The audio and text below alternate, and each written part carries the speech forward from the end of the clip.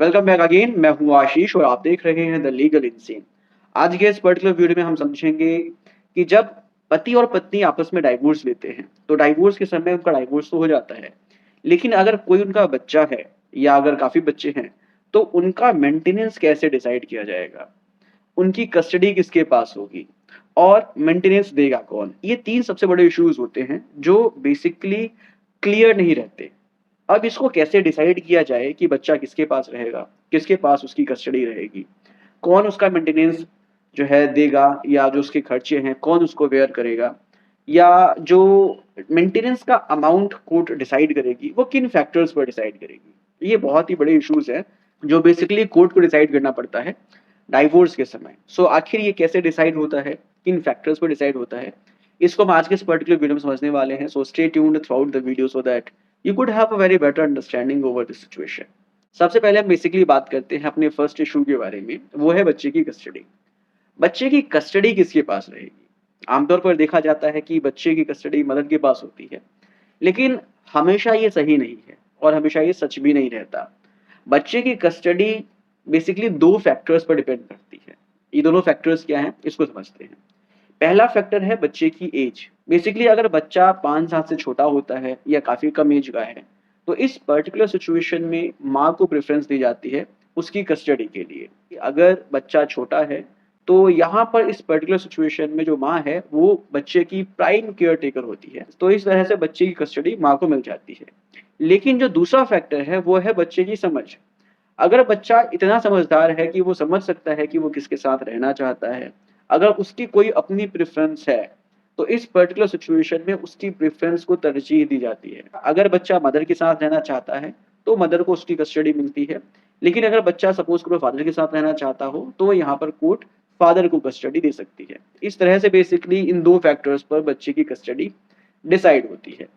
अब हम बात करते हैं अपने दूसरे इश्यू के बारे में, वो है बच्चे का मेंटेनेंस।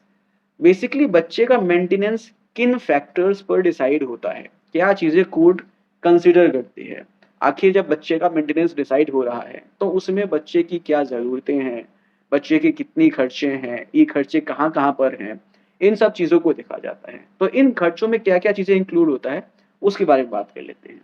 जैसे कि बच्चे की फूड, बच्चे की क्लोथिंग, बच्चे का रेजिडेंस, इन सब चीजों में कितना खर्चा आ रहा है।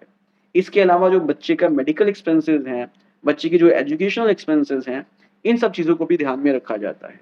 अगर बच्चा काफ़ी बड़ा है, अगर उसको सपोज़ करो कि एक्स्ट्रा ट्यूशन्स की ज़रूरत है या उसने कोई एक्स्ट्रा करिकुलर एक्टिविटीज़ में पार्टिसिपेट करना है या उसने किसी वोकेशनल कोर्स में एडमिशन लिया हुआ है, तो इन सब चीज़ों को भी कोर्ट कंसीडर करती है उसके मेंटेनेंस को डिसाइड करते समय।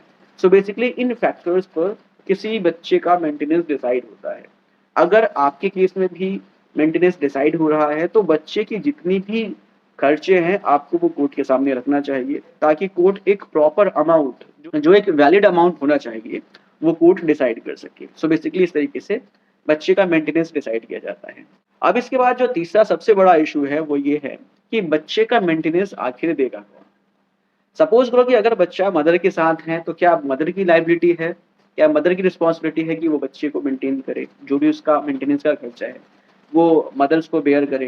क्या यहाँ पर फादर मेंटेनेंस नहीं देगा, या हम इसका उल्टा भी समझ सकते हैं, अगर फादर के पास बच्चा है तो क्या यहाँ पर मदर मेंटेनेंस नहीं देगी।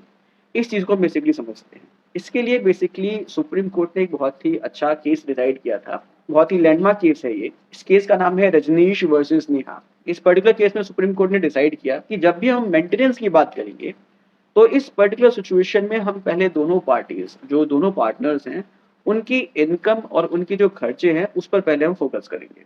दोनों ही पार्टीज के पास क्या सोर्स ऑफ इनकम है, क्या उनके पास एसेट है जिससे उनको पैसा आ रहा है, और जो उनके जेन्युइन खर्चे हैं वो कैसे डिसाइड होगा। इसके लिए कोर्ट ने कहा कि मेंटेनेंस डिसाइड करते समय कोर्ट दोनों ही पार्टीज से एक एफिडेविट लेगी, और इस एफिडेविट में दोनों ही पार्टीज ये डिक्लेयर करेंगी कि उनके पास कितनी एसेट्स हैं और कितनी उनकी लायबिलिटीज है। मतलब कि उनके पास सोर्स ऑफ इनकम कितना है, कहाँ कहाँ से उनके पास पैसा आ रहा है, और उनकी जो जेन्युइन खर्चे हैं वो क्या क्या हैं। खर्चे नाजायज नहीं होने चाहिए, जो जेन्युइन खर्चे हैं कोर्ट सिर्फ उन्हीं को कंसिडर करती है। ये नहीं कि किसी भी तरह के खर्चे को कोर्ट जो है एक्सेप्ट करेगी, नहीं। जो जेन्युइन खर्चा है कोर्ट उसको देखती है उस एफिडेविट के माध्यम से, और जो जेन्युइन उनकी सोर्स ऑफ इनकम है, जहाँ से उनको पैसा आ रहा है, कोर्ट ये चीज़ देखती है। और फिर इस आधार पर कोर्ट डिसाइड करती है कि आखिर बेसिकली किसके पास सोर्स ऑफ इनकम ज़्यादा है और किसके जेन्युइन खर्चे ज़्यादा हैं। और फिर कोर्ट डिसाइड करती है कि आखिर यहाँ पर किसको मेंटेनेंस देना है।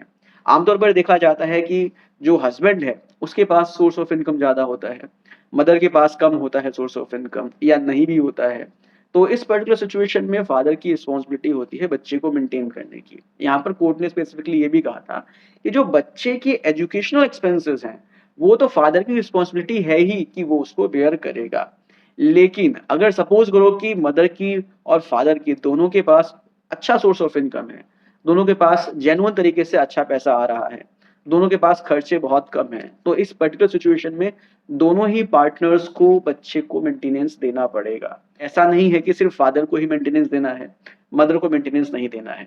अगर मदर के पास भी अच्छा सोर्स ऑफ इनकम है, वो अच्छा कमाती है, उसके पास कोई ज़्यादा जेन्युइन खर्चे नहीं हैं, तो इस पर्टिकुलर सिचुएशन में मदर की भी रिस्पॉन्सिबिलिटी बनती है कि वो बच्चे को मेंटेनेंस दे।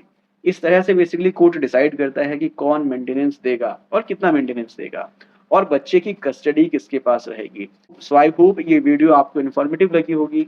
अगर इन्फॉर्मेटिव लगी है तो शेयर कर दीजिए। मिलते हैं नेक्स्ट वीडियो में। Take care, bye bye.